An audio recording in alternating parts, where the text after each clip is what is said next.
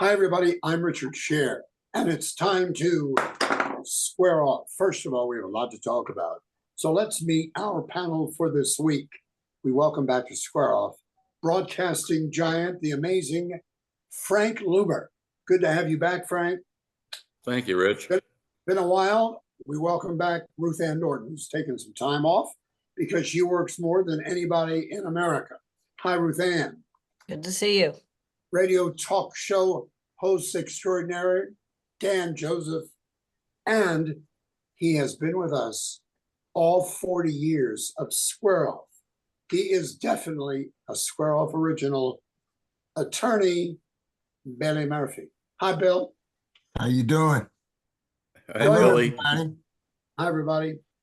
4th of July, of course, is coming, but it's coming a little earlier this year because human fireworks are coming to your TV screens Thursday night on CNN, the first of two debates with President Joe Biden squaring off against former President Donald Trump.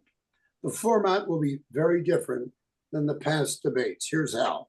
First, no audience. They'll all be in the studio, no studio audience. Second, when Biden is speaking, Trump's mic will be muted.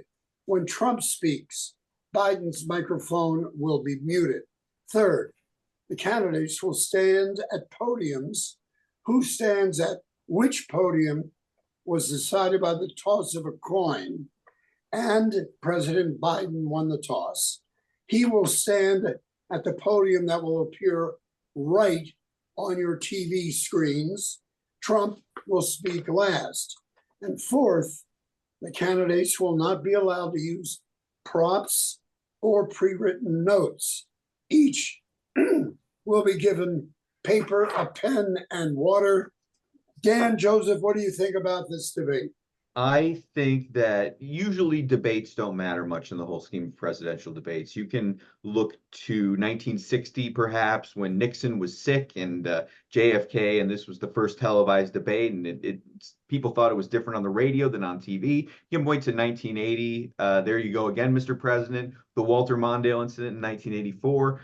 But this one really has the potential to be important because, first of all, I think everybody's going to be looking to see whether or not Biden is energetic, whether he's coherent.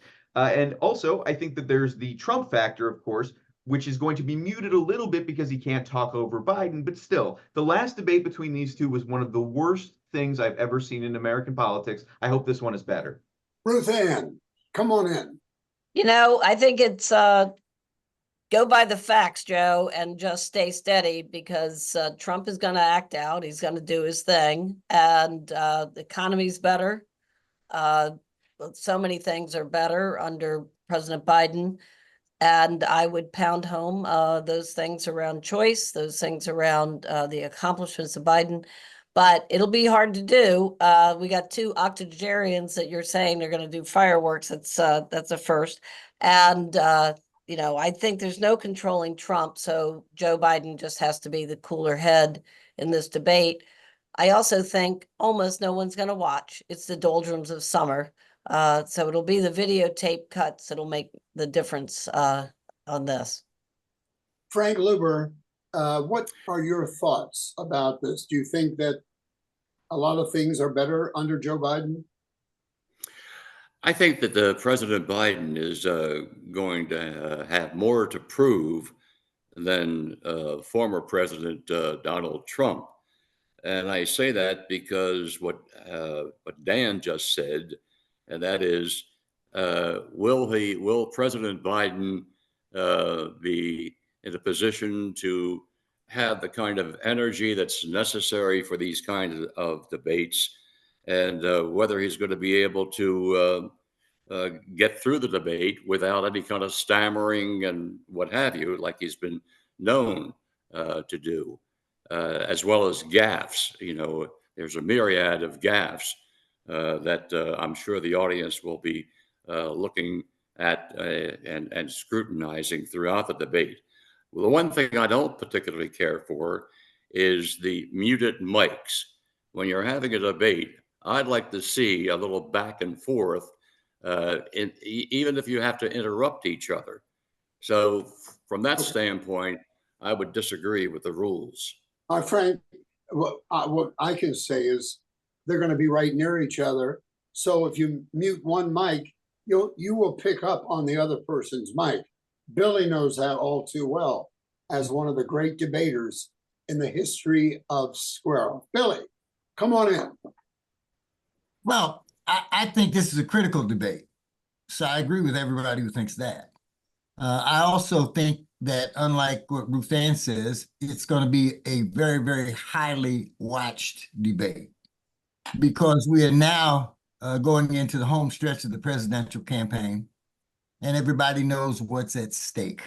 Third, Joe Biden has always done well in debate formats against Trump, and I have no reason to believe that he won't do as well this time. He's also not shown any age limitations during any of the debates before, and I don't think he's going to show that now. His problem isn't that he has lost his mental sharpness; it's that he walks in a way that makes people think that he is less able than he is. And so I think the format in the debate is designed to be in Joe Biden's favor, because Trump survives off of two things: interruptions and audience reinforcement. He won't have either of these things. And so it's going to isolate Trump to content rather than effect. And that's where Trump will suffer. Not last but not least, I found some web results. we are so preoccupied. We are so preoccupied with. I found this on the web. I got to turn Siri off. We are so preoccupied with Joe Biden that we don't notice that Trump is slipping badly in mental acuity. He goes off script. He says weird things that don't make any sense. He loses his train of thought constantly. And so the press has not covered him in that regard, but everybody's preoccupied with Joe Biden. So I think Joe's going to kick his butt. Richard, can I say one thing? Which is, absolutely. I think it will be a highly watched debate. I just think it's going to be highly watched in video replay and the snippets that'll come out on social media more than the debate that night. But you got to think about how Joe Biden was at the State of the Union. And that's the Joe Biden I think we will see in the debate.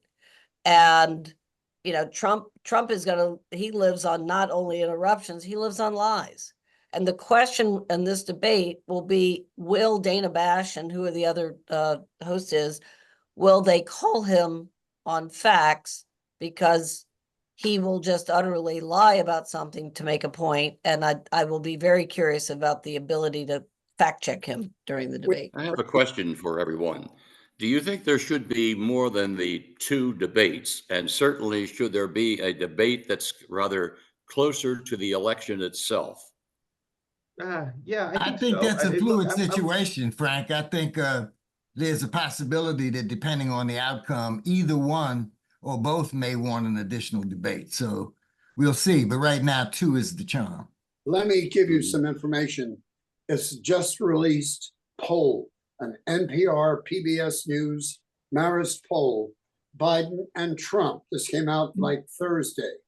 Biden and Trump are now even with 49% each, 2% undecided. And I read this morning that Trump was apparently outraged and very angry at the fact that it shows and he has slipped, or that they're even. I don't know. What do you think? Anybody? Dan, when you get convicted of a crime, usually you're going to slip a little bit. That's kind of how it works in politics. I think that's what it's from. I think it's from that conviction. He's going down a little bit. Biden is coming up a little bit and seems more of an acceptable choice. But he said this debate, I think Biden he's got to be careful not to be put on the defensive by Trump. That's what Trump's going to come out with. He's going to come out with the economy. He's going to come out with the border. He's going to just hammer Joe Biden. And unless he has a clear answer for things like inflation and things like immigration, he's going to be on the defensive all night, and that's not going to work in his favor. No, I would agree with you, Dan. The key issues in this campaign, and not necessarily in this order, is the economy. And when I say the economy, I'm talking basically about what people see and understand each and every day when they go to the gas station to get their tank filled, when they go to the grocery store and they see the outrageous prices and what have you. And then you look at the immigration, and we're going to be talking about this beast that killed this woman in Harford County a little bit later on.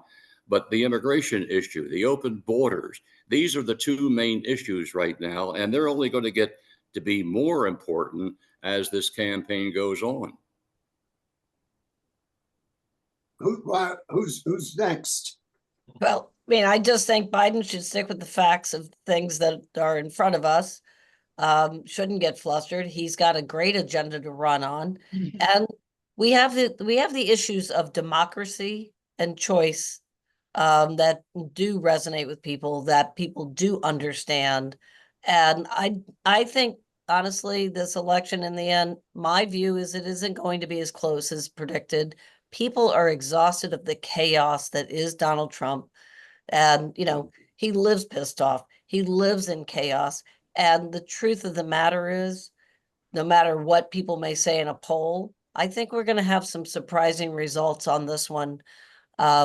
And I think people are ready to get back to some norms of democracy and some opportunities. We have to move on. We're going to hear from the voice of Square Off. Good discussion, everybody. The voice of Square Off here is Howard Mallison. Howard, take it away. Thank you, Richard. You know, auto accidents are on the rise. And if your car has been in an accident, the insurance companies cannot tell you where to take your car. That's why more and more people are trusting their auto repairs and auto maintenance to leading edge auto body and mechanical repair. They work on all makes and models, and they offer free pickup and delivery anywhere in the Baltimore area. So give them a call at 410-433-6433 or visit them at 5807 Falls Road in the heart of Mount Washington. They make your car look and run like new again.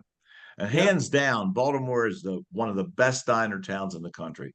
And the most popular of them all are the Double T diners. TT means totally terrific. For breakfast, lunch, or dinner, the Double T menu offers you so many choices, you're going to want to order everything. Locations on Route 40 West, Perry Hall, White Marsh, Annapolis, Pasadena, and the EC Diner in Ellicott City. Plus, Monday nights are lobster night at By the Docks in Middle River. It's all part of the Double T family. Back to you, Rich. All right, Howard, thank you very much. Also breaking this past week, the arrest of the man police say raped and murdered 37-year-old Rachel Lauren on the Maampa Trail in Bel Air back in August. She was the mother of 5. Police say her killer is 23-year-old Victor Antonio Martinez Hernandez. He's an undocumented migrant who had crossed the border several times in the United States after a warrant was issued for the murder of a young woman in El Salvador last January. Then in March of 2023, Martinez Hernandez crossed the border once again, where police say he assaulted a 9-year-old girl and her mother in their Los Angeles home.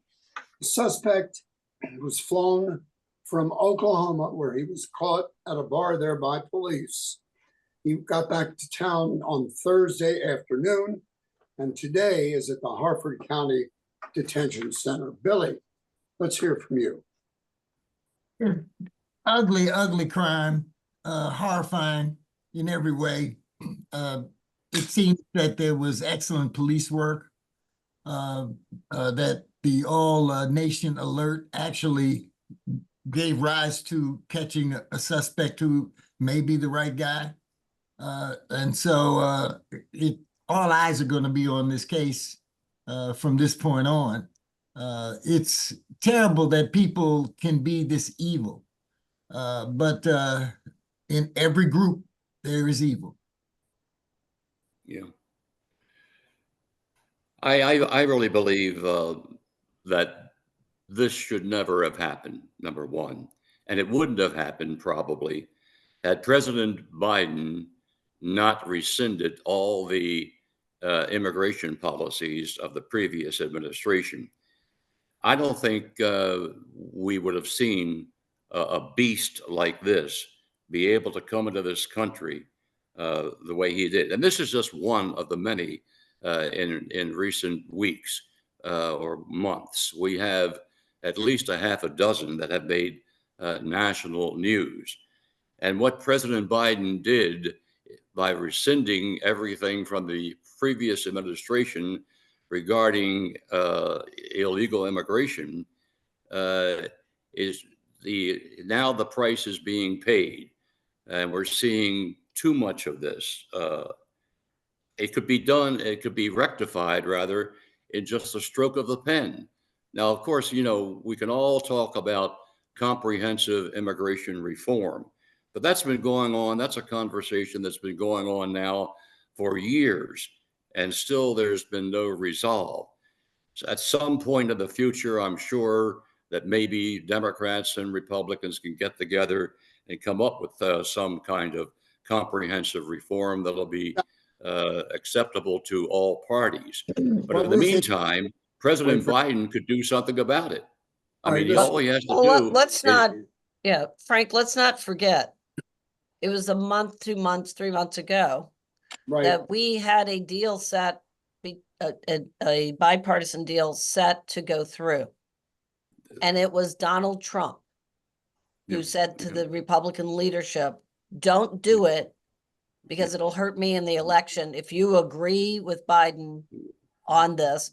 And that is horrific. There's no doubt that we have got some serious issues at the border, serious changes that have to happen. But we had a big step toward immigration reform right in front of us this year. And a presidential candidate with 34 convictions and his own problems with a wall he never built and everything else put a kibosh on a bipartisan agreement. And the only way to address justice, to address the onslaught of immigration, to be able to put better security in place is going to have to come through a bipartisan agreement. And it was Trump who told Mike Johnson and Mitch McConnell, no deal. And that is unacceptable. I mean, what happened to Rachel is tragic. It is horrific. I agree with Billy on this, but we have got to be able to find a way to a bipartisan solution as well as executive orders. Frank, Well, hold on, Frank. We got other people, so just be patient. I have something to say Okay. that Harford County Sheriff Jeff Gaylor, who has been doing a terrific job in the media and on the job, he told the Baltimore Sun, quote, "We are 1,800 miles away from the southern border here in Harford County, and the American citizens are not safe because of failed immigration policy." Dan, we haven't heard from you. Yeah, no, I look, I think it's a terrible thing, obviously, and you shouldn't be blaming one group, specifically illegal immigrants, for you shouldn't be saying, well, they're all murderers. And I think that's kind of close to what the Trump campaign and the right wants to do.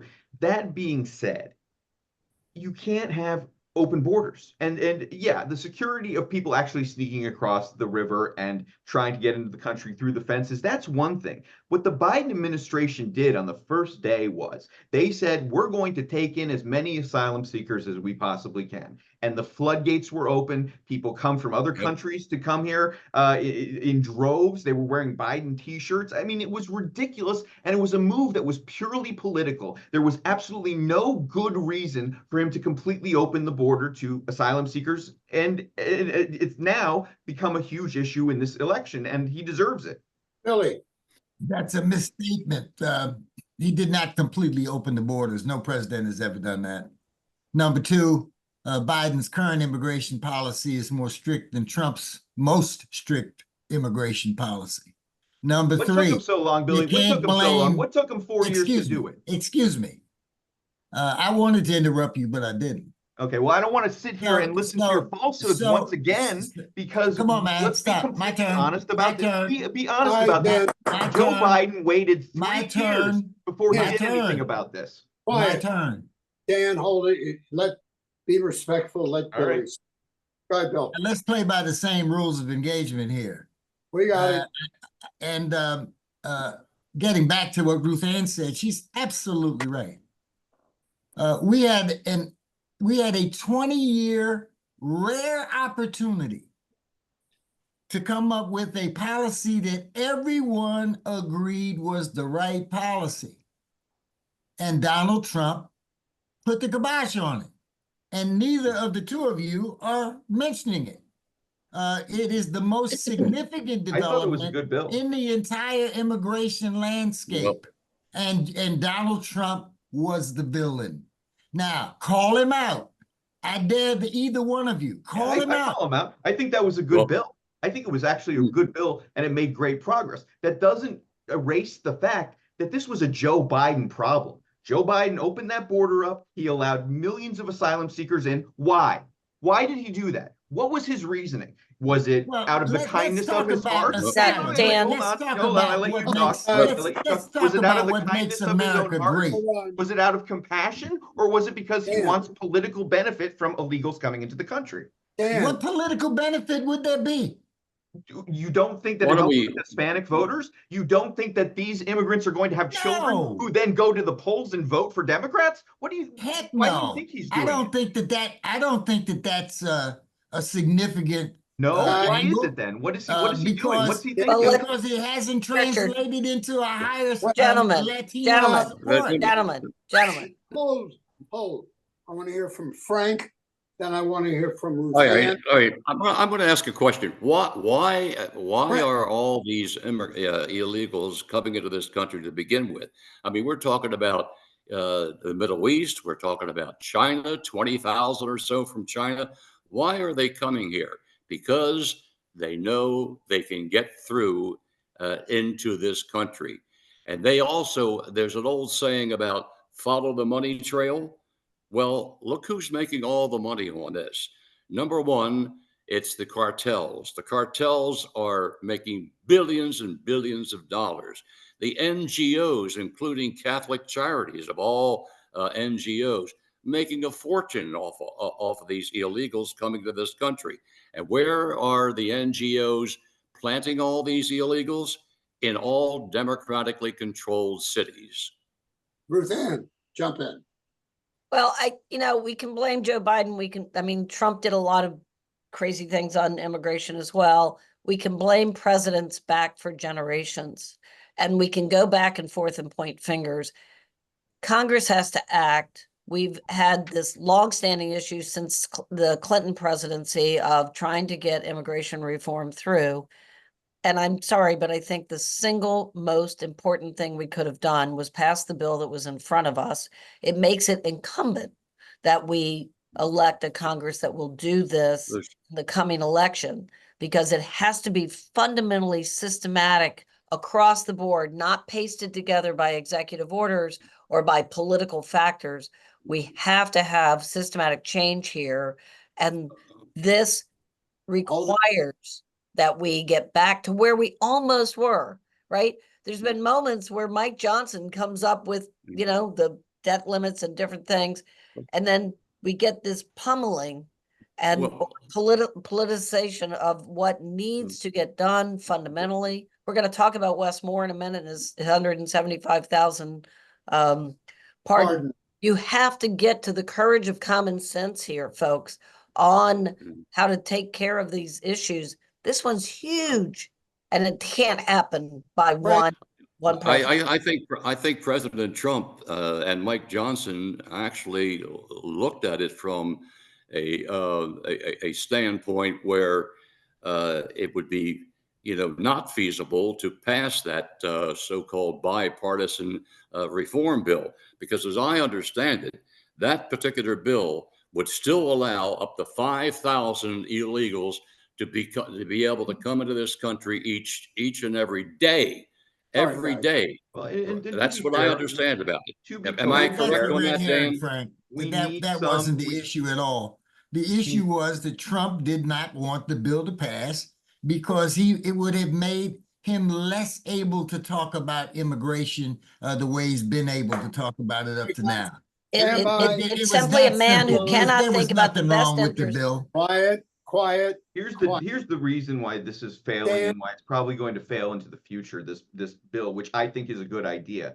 It's because the debate is being controlled by extremes now. It's being controlled by extreme MAGA on one side and extreme progressives on the other side. MAGA will not support any bill that allows illegal immigrants to be granted asylum in the United States. They just won't do it. I think we need immigrants to come into the United States, illegal and otherwise, a certain number of them. But at the same time, I understand why the Republicans are objecting to this. All right, listen, we got to take a break. That was an excellent debate. We want to spend a few minutes on Governor Moore's pardoning of those people who have consumed pot. But first, here again is Howard Mallison. Howard. Thank you, Richard. You know, Richard and I are proud to represent the law firm of Barry Glazer. Barry always goes the extra mile for his clients, whether it's been a personal injury, medical malpractice, or nursing home neglect. Barry and his staff, that includes an in-house doctor and nurse, make no apologies for getting top dollar from the insurance companies. His clients are his best advertising. Next time you need a lawyer, give Barry Glazer a call at 410-547-8568. He gets results. With baseball in full swing, go O's, and the Orioles so much fun, head on over to Pappas Restaurants and Sports Bars.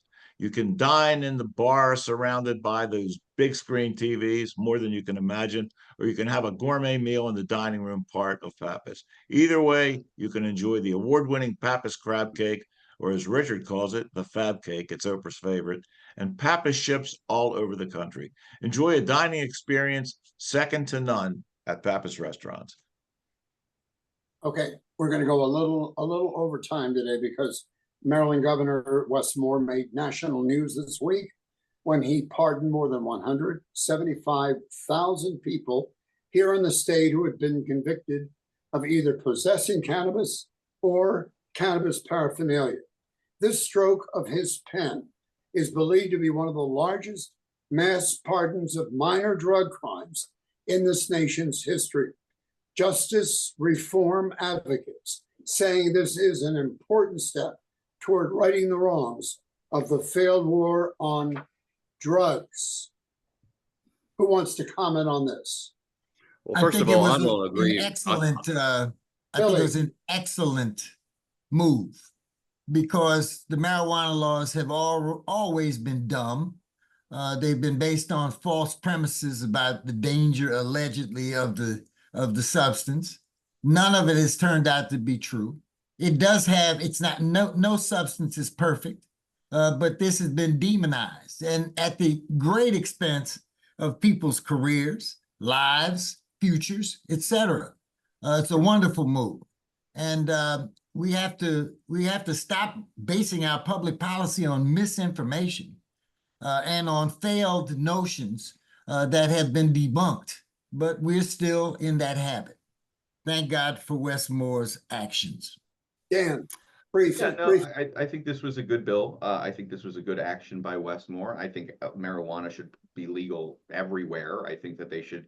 I believe they declassified it recently, or they were going to declassify it as a Schedule I drug and make it a Schedule III drug. Still, I don't think it really should be a drug at all. That being said, I think that decriminalization, if that's the answer that people are proposing, that's not going to go far enough. It's going to have to be a legalization of these drugs. It's going to have to be an effort to sell them in controlled environments and have people do them in controlled environments so they don't die. One of the things that I think is great about that idea is that it would put the drug dealers, put the guys in the street out of business, and the crime rate, I believe, would go down a lot. It was back in 1988, ladies and gentlemen, when former Baltimore Mayor Kurt Schmoke proposed the controversial idea of decriminalizing drug use in the way the United States had changed course in alcohol during Prohibition. Governor Moore credited University of Baltimore President Kurt Schmoke for pushing the politically hazardous issue decades earlier. But I did want to say and get your reaction, Billy, and then Frank, Attorney General Anthony Brown's reaction to this. This impact is a triumphant victory for African Americans and other Marylanders of color who were disproportionately arrested, convicted, and sentenced for actions yesterday that are now lawful. Give me 2 sentences, Billy, and then Frank. What the reactors are saying is absolutely correct. And Kurt Schmoke did show a lot of courage back in the day. But when he got criticized mercilessly, he ended his public campaign. And this cost him a cabinet position. It cost him probably a federal judgeship. And that's tragic because he was qualified for both. So he was a casualty of this failed debate as well. Ruth Ann. Well, I mean, I said it earlier. I think it's the courage of common sense to actually align government, its actions with justice, with reality. We have passed so many bills where they had these crazy convictions that were screwing up everyone's lives and generational harm in that. And so I think what Governor Moore did is simply smart government focused on an equitable pathway for everyone. I'm not somebody who's a cannabis user, never have been, but the matter of the fact is, this should be legal. It is legal. And we Right. shouldn't have people with past convictions carrying baggage that will continue to harm them economically and opportunity. So this moves generations forward in a very smart way. And it gets to the issue of equity, and it gets to that important part. Well, Frank, you have 1 minute. We're running short. Okay, I don't agree with Governor Moore on many things, but in this particular case, I do agree with him. I think perhaps it was looked upon by law enforcement many times as a gateway or an opportunity to arrest people for something as marginalized as, you know, marijuana use or marijuana smoking. You know, I agree with the governor in this particular case. As far as former Mayor Schmoke is concerned, I always did think that decriminalizing certain crimes like marijuana possession was something that should have been looked into. But by the same token, you had another previous mayor, Martin O'Malley, who was an advocate of zero tolerance, and that didn't work out. We know how that worked out. All right, Dan Joseph, 30 seconds. We have to wrap. Yeah, no, look, I think we need a massive change in drug policy in this country. And I think Wes Moore took a step in the right direction. I'd like to see it go further. Very good. Listen, you guys were great. Very animated. I just want to say several words. Baltimore Orioles 17. The New York Yankees. Frank, let's see that. There you go. Nice. So you see that. Everybody's wearing their gear. I should have worn mine. Damn. Hey, thank you all. Our audience, by the way, continues to grow based on Google Analytics. We have thousands of people who look in on Square Off in the course of a week. So I appreciate it. I'm Richard Sher. Thank you, Dan Joseph. Frank, welcome back. Ruth Ann, feel better, although you look great and sound great. And of course, the honorable former judge, Billy Murphy. And we'll Nice see to you. see you, Frank. Nice to see you, Dan. Nice to see you, Ruth Ann. And Richard, of course, always a pleasure. And so is Brother Malice. If I were there, I'd kiss you on the cheek. See you next time. Once again, we square off. Bye-bye, everybody. Bye.